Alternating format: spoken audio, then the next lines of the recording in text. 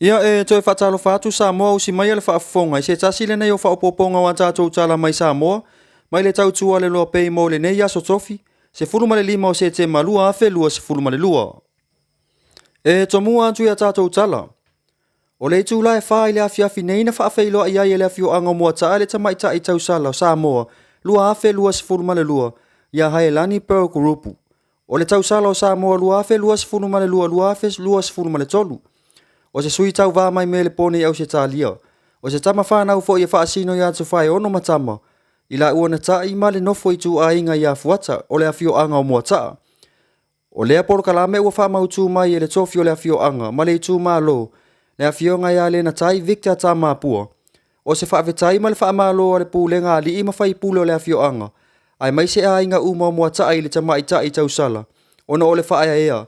A lea fo i alo le atu nuu, ua tū māti e aile a fio anga, ile nei fo i wha moe moe, e peo na i aile wha manatu ina o le ono se fulu tausanga o le tūto atasi o Samoa lua afe lua se fulu male lua.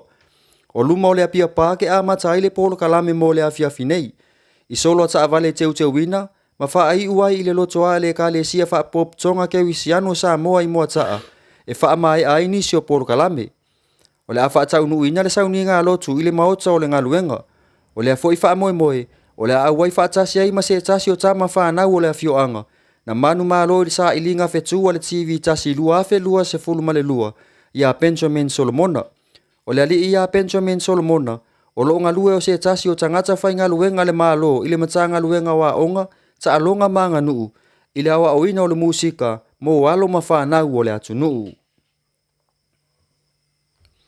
O lo te ena ele ofisa o le lo ia sili, le talo sanga ina ia toe wha aui i tua le mata upu e wha sanga. I se ali o lo o molia ili ngā oia o avea ai matangata whai ngā luenga, ale company, ale Interlink sa mua i lao vaya.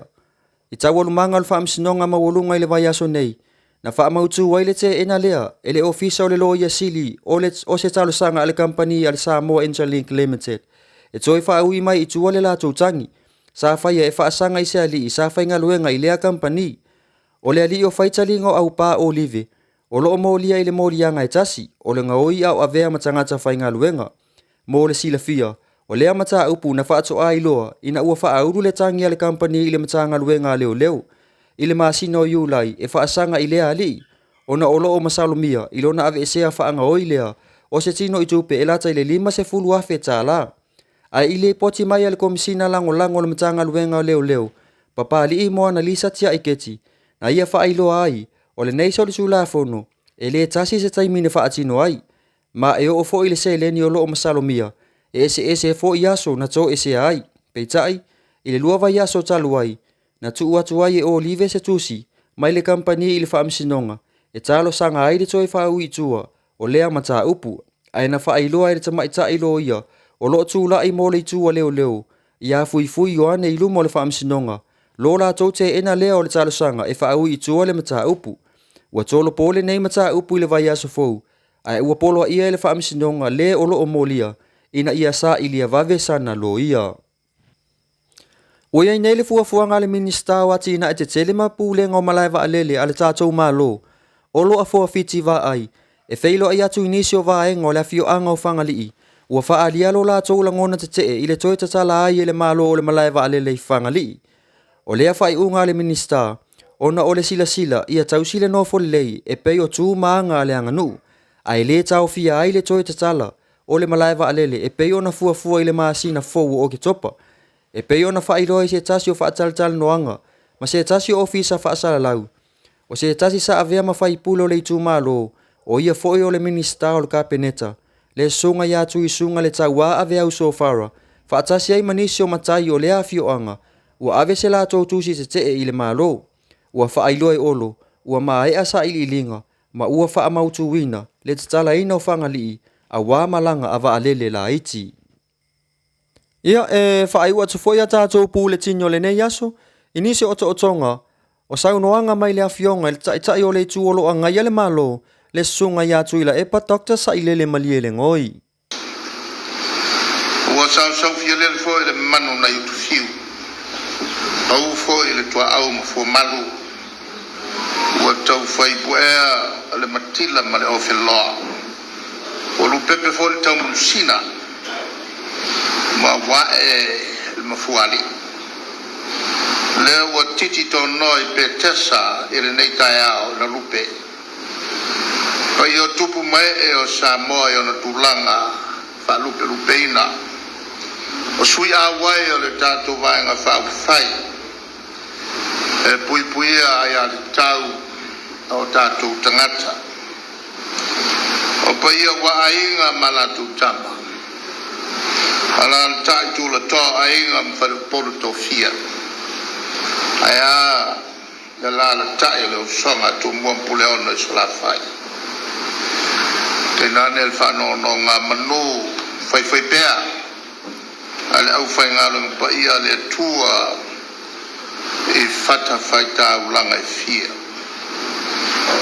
al fa mo lunga la sole nei sulima se tema wa fa manatuina o se aso pongi salea io tato manatua pea e tala fa solo piccio le vai fa fai le nei e pui ya tau tangata soi fu uma o Samoa o le aso le nei sulimo se tema il tau sangata ruai na matua tu matila yali il mala e lae le faunga e no le pule malosi u resto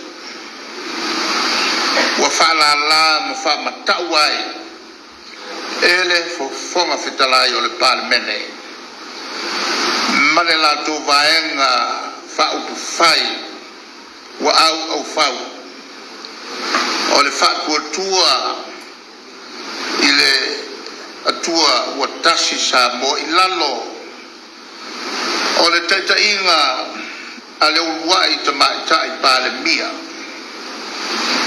na fo atu i tono le HRPP lona soifua faa upafayo malo na lato matua ina lava ina ia matuate ena le fatauto ole se fulu valu o faipule filfilia ole vaenga fai le neo le HRPP na filfilia mai le fainga panota lo tele alo tato watunu filfilia tupu mai o Samoa mo mai a foi ona fa maunia e leao o le tato malo lo lato filfilia alo ia aya e a fua ia fainga fawalunga ise manatu ina fa sau siri e sa ili e faipula le HRPP solato awala e o atua i tutono o le pale mene o le malo tuto tasi o Samoa o tu i pa u a mea i foi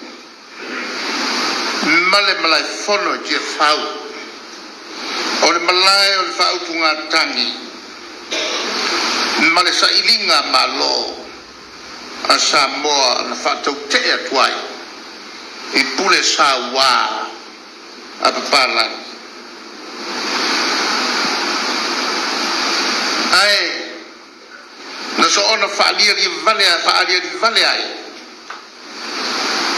male malosi o leo ua fatonuina ma fa upenaina italita ap mbea o vaafia leo ua taula ingata i faleane o fale o le malo e molelo ma tavale te tele leo ua tutu ta pena e sai molia ma velo tu il fal pui le to sfuru valu fai pule o le HRBP ona wala tu soli vale le malai tia fau e unoa malala tu fatangana wa pei wala tu pulea ele le malo ele weilalo le pulenga malos fai fa malos ele fainga malo o tu ai watapu ai fo I maletoe malanga sauloto ita maleafi ole mamalu na yo tatu tangata nu ai maise tina matama matu tuo Samoa e fia fai malanga tu lunga o wala tele tatu malo aga yatu e mulino ya lanto mata upu tau fa masinonga ai amata tu le tapu ele faletani malo tu stala o tu ai mali o le malu le malo ya lanto wilafi ai pula pulatu le mamalu na yo tatu tangata o le atu nu e sa ili malo ai ua pei o ni tangata polonga o fa manatu me ya yaso sa nofu polonga ai Samoa e pulenga sa wa ai la to o papalangi winga familia valeia o le pule ti tu pule male sa wa na fuai ona tupua e la ngona fa sa malia ngale ile fionga ilao ba malu le malo o le suito fia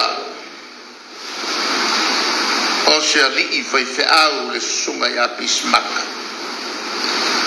o tata e o le fono ai kale sia kersiano sofatas e fai se la tunga luenga la bia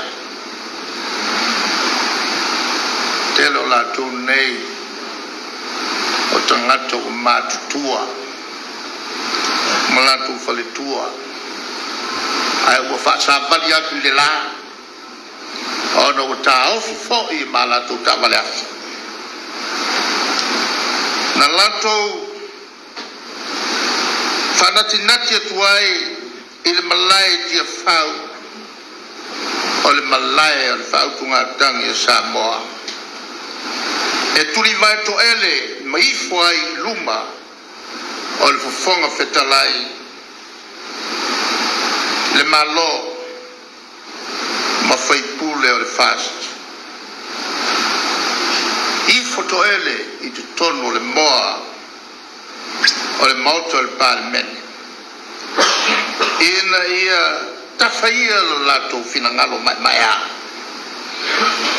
ia maua ia I lato le loto famangalo Ia o le nasi o tonga ni so tulanga o meo tutupu so tato wa tunu I Samoa nei molo si le fia mai le tau tua le loa pei Samoa fa fetai tele le mafuta mai so fa so I fua